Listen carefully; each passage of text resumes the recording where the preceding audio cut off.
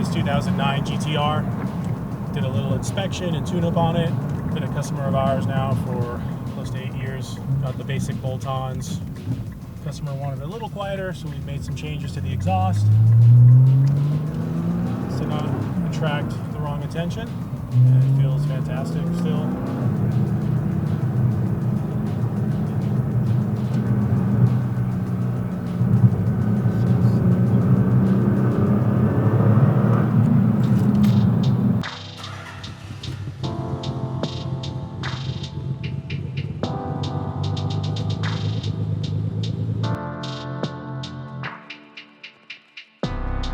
So here we have the Z32 catback. Usually start from tightening from the front to the back. If you're tightening everything up, you're gonna notice that you are gonna have to adjust some things. For example, this exhaust is hitting on our cross member here.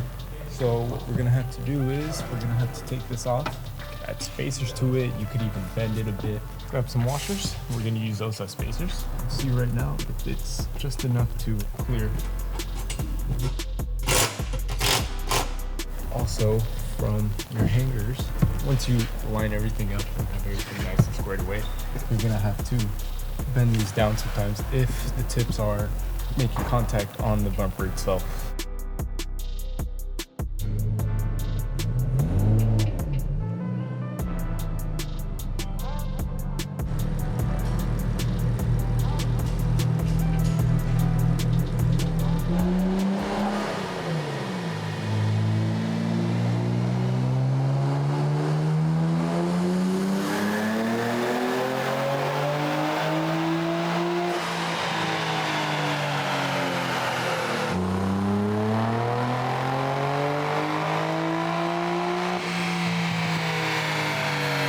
Wrapping up Carlos's Z32 twin turbo.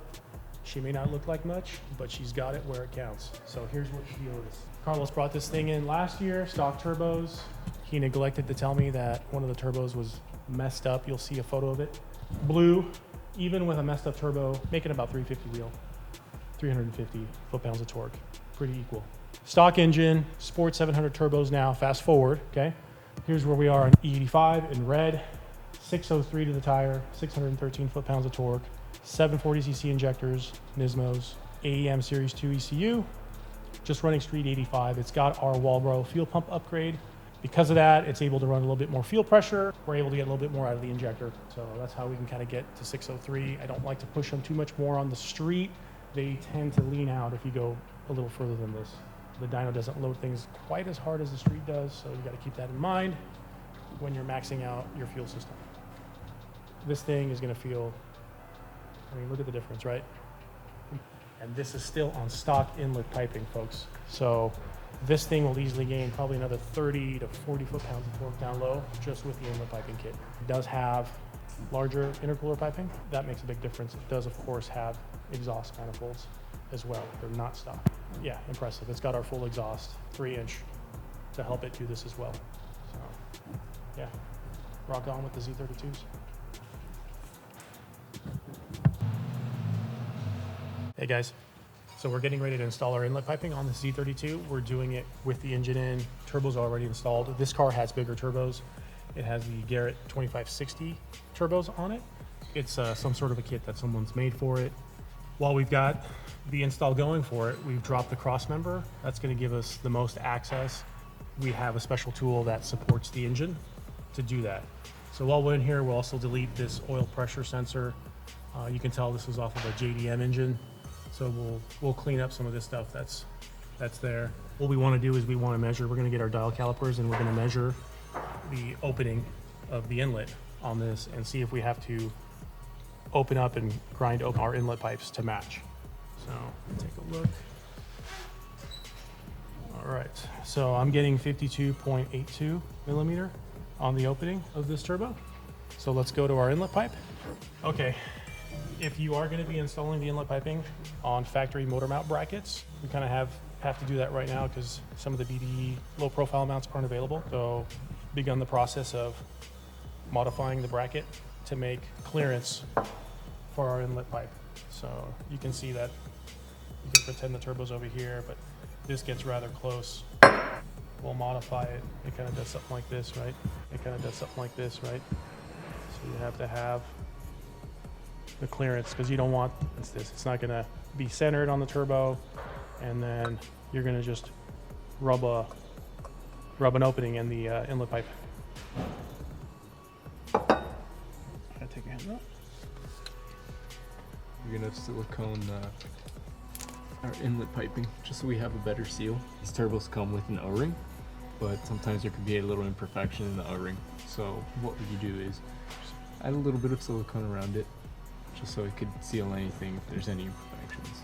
Leave it loose just so that we could clock it. So we're gonna get our Z32 ECU disassembled, and we're going to do the modification for the NIS Tune Type 2 feature pack.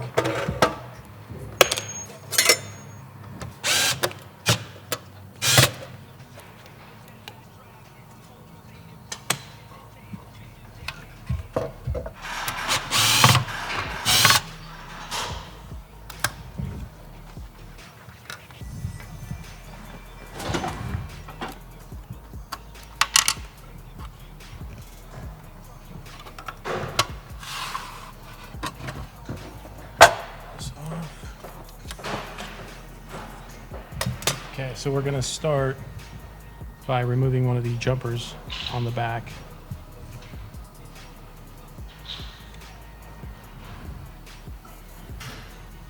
R241, labeled 112. So we need to remove that guy. Get it on our vise. And we'll remove our conformal coating so we can get to the solder.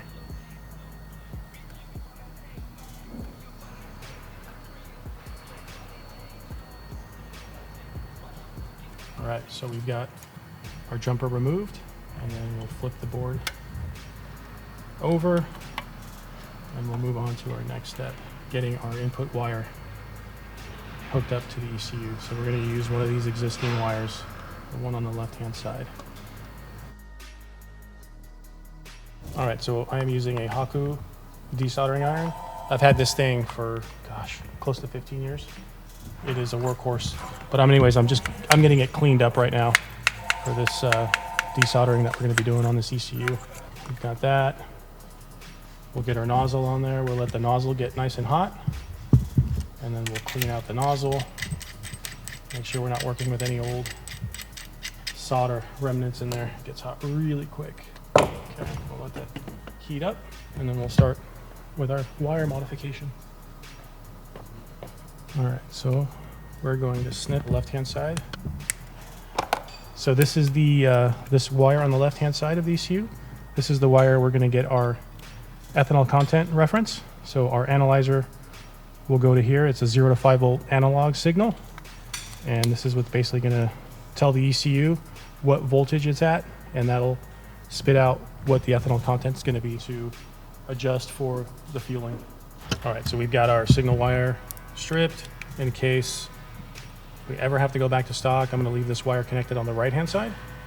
Use a little bit of shrink tubing on both ends that were cut, and we'll just tuck it away after we do that. Make sure this doesn't make any contact with anything, and then we'll use our heat gun on there.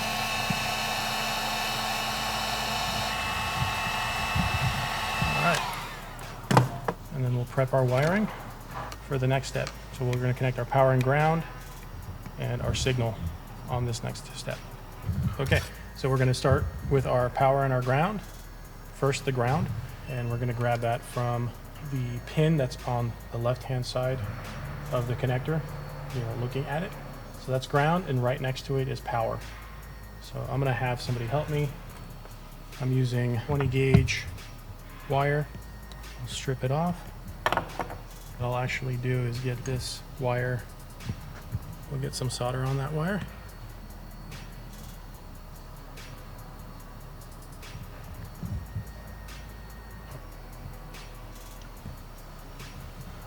That's all. Give it a little like tug. All right, like up. All right, we've got our ground wire on. Next, we're going to prep our power wire.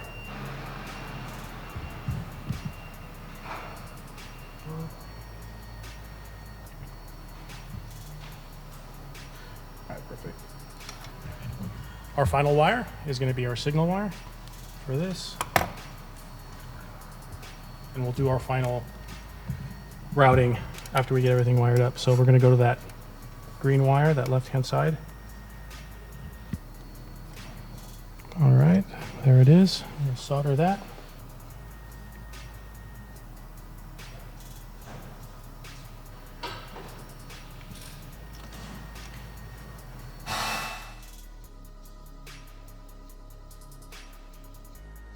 Get our 4-pin cable installed. But before we do that, we need to get rid of the conformal coating. We'll start here. You can just see that it's labeled A through D. And we got to desolder this stuff here so we can run our wires through these little and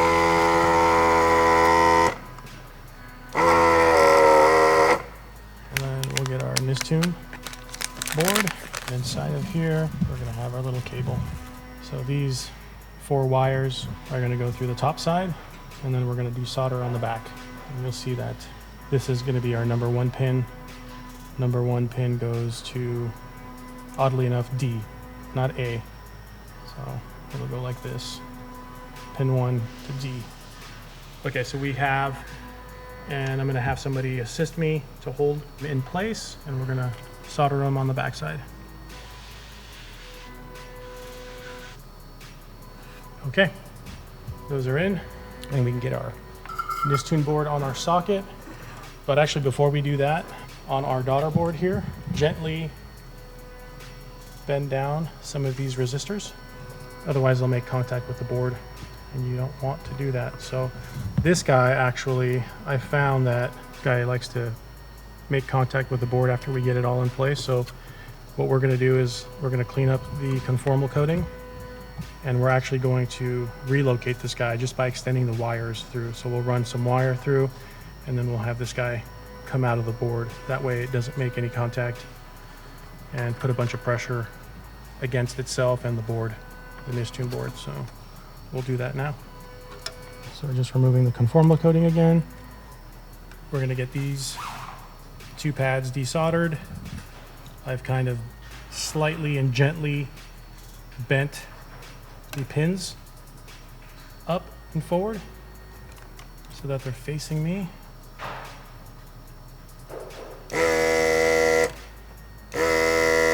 Most of that solder out of there. And then we can gently tug.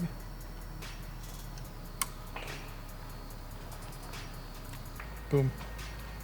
And so what we'll do is we'll get these guys cleaned up, and we'll get our wires on there, followed with running the wires through the daughter board. I'm going to keep the pin position the same. So we've got this blue stripe that's going to face this way on the ECU, so we want to make sure that we do put it back in the same pin orientation.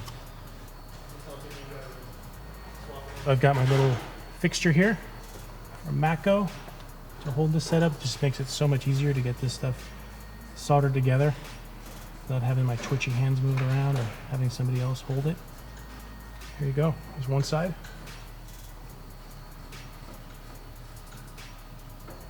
And I am using solid core wire, so there's no strands. This one.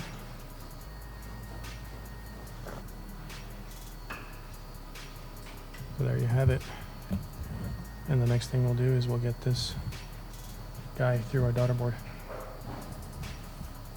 We're gonna run our pins through. Just remember that blue side is on the right, and then we'll solder it into place. Just like that. So once we get done with all this stuff, and we're just about there, we'll go over the areas that we use the acetone to get the conformal coating off, and we'll go ahead and we'll spray some new conformal coating on it to keep that section of the board protected. All right. So basically you can see what we've done here, guys. Instead of this being surface mounted now, we've extended it out so that way our board don't have any interference. So we'll basically mount this guy with hot glue somewhere, and our board will go in. So we'll get our Nistune board mounted next. All right, we've got our Nistune board. You really can't screw up the install on this one because it'll just crash into the casing. When you're installing a chip, just make sure you have your little half moon indentation lined up with the socket here. And just make sure you get all 28 of your pins in, pop it into place, just like that. And then we can attach our cable. Just gently wiggle it, there it is, good to go. And then what we'll do is we'll put a layer of just double-sided tape here. That way these pins don't puncture through the ribbon cable for the daughter board. So this thing sits nice and flat now that we've moved this guy out of the way. And then we're gonna hot glue this stuff in place. All right, so to protect the ribbon cable for the daughter board, I'm just gonna use double-sided tape. That way those pins don't puncture through. And then we'll spray acrylfoam coating, and then we're gonna use our hot glue gun just to help keep things in place, particularly with this diode. So I'm gonna use my formal coating, just like that. Then on the back side here, where we removed the jumper, and then that'll be good. We're gonna hot glue this, that'll be fine. We'll get this back on our vise. Really not necessary, but I like to do it. And we'll let that dry off. We'll run our wires through, get our covers back on, we'll move on to the next process.